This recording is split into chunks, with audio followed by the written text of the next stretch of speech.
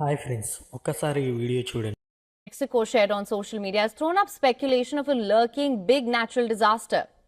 Legend has it that this deep-sea creature called the doomsday fish indicates catastrophe and devastation.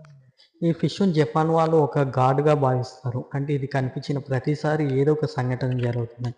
2011లో జపాన్లో 15 ప్లేస్లలో ఒకేసారి కనిపించింది. అలా కనిపించిన కొద్ది రోజులకే జపాన్కి తీరని సునామీ భూకంపం రావడం జరిగింది. ఈ చెప్తే నమ్మరు కానీ ఆ భూకంపం సునామీ నుండి ఇప్పటికీ ఆ జపాన్ కోలుకోలేదు. అంతలోనే మళ్ళీ ఒకటి. ఈ ఫిష్ ఇప్పుడు ప్రజెంట్ మెక్సికో ప్లేల కొమడోలో ఈ ఫిష్ ఎప్పుడో ఒక్కసారి 20 సంవత్సరాలకు ఒక్కసారి, 30 సంవత్సరాలు, 50 సంవత్సరాలకు ఒక్కసారి బయటకు వస్తుంది. అలాంటి ఫిష్ మళ్ళీ ఇన్నేళ్ళకి ఇలా వచ్చిందంటే, ఇన్నేళ్ళ తర్వాత మళ్ళీ ఫిష్ ఇప్పుడు బయటకు వచ్చిందంటే, ఇప్పుడు జపాన్ వాళ్ళకి ఇట్లా తెలిసింది. వాళ్ళు కూడా అరే ఒకప్పుడు ఇలా వచ్చింది కదా, ఇప్పుడు మెక్సికో పరిస్థితి ఎలా ఉంటుంది అని జపాన్ వాళ్ళకి ఇట్లా అంటున్నారు. ఈ చేప సముద్ర గర్భంలో 5,000 నుండి 3,000 నుండి 7,000 మీటర్ల లోపు ఉంటుంది.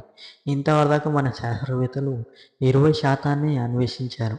మిగతా 80% అన్వేషించడానికి ఒకప్పుడు అంటే వీల్లేదు. ఇప్పుడు ఎన్నో అడ్వాన్స్ టెక్నాలజీ ఉంది, కానీ ఇప్పుడు అన్వేషించలేదు. ఇప్పుడు ఏలియన్స్ పైన ఫోకస్ పెట్టారు మన వాళ్ళు. ఈ చేప 7 లేదా 8 రిఫర్ స్కేల్ హైట్ పెరుగుతుంది.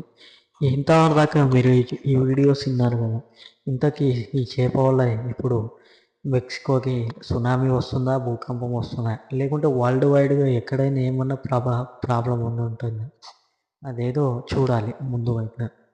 మీకు తెలుసు ఏదైనా ప్రమాదం రాబోతుంది కాలం నుండి అంటే అది మనుషుల కన్నా ముందు కుక్కలు కానీ, జంతువులు కానీ, పక్షులు కానీ, పాములు వాటిని ముందే గ్రహించి 2-10 కిలోమీటర్స్ ముందే వెళ్ళిపోయి ఉంటాయి.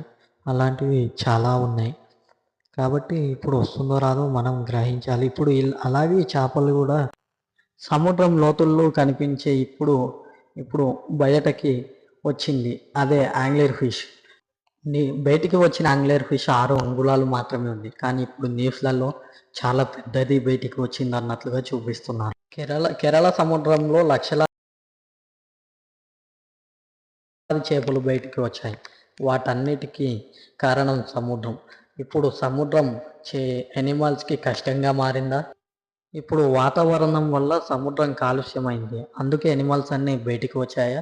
ఇప్పుడు సైన్స్ ప్రకారం చూస్తే వాతావరణ కాలుష్యం వల్ల నీళ్లు వేడెక్కడం వల్ల బయటికి వచ్చావి ఈ జీవులు అని అనుకుంటున్నారు. వాతావరణ కాలుష్యం వల్ల నీరు వేడెక్కడం వల్ల వాటి ఇల్లు నాశనం అవుతుంది, అందుకే అనుకుంటున్నా. మరికొందరేమో సముద్ర అడుగు భాగాన భూకంపం, అగ్నిపర్వతాలు పేలుడు వల్ల వాటి ఉత్పత్తి కలయానికాలు తట్టుకోలేక బయటికి వచ్చావని అనుకుంటున్నారు. సముద్ర గర్భాన్ని మనము సీబెడ్ అని అంటాము. అది వేడెక్కి భూకంపాలు కానీ, సునామీలు కానీ రావడాన్ని ఈ జంతువులు తట్టుకోలేక బయటికి వచ్చావని అంటుంటాము. ఇప్పుడు మనం చూడవలసిందల్లా ఒకటి, డోమ్స్డే ఫిష్ వల్ల మెక్సికోకి ఏమన్నా విపత్తు ఉందా? ఇప్పుడు లక్షలాది చేపలు బయటికి రావడం వల్ల కేరళకి ఏమైనా ప్రాబ్లం ఉందా? ఇంతవరకు మన ఛానల్లోని వీడియో చూసినందుకు మీకు వర్త్ అనిపిస్తే మన ఛానల్ లైక్ చేసి, షేర్ చేసి, సబ్స్క్రైబ్ చేయండి. Love you all.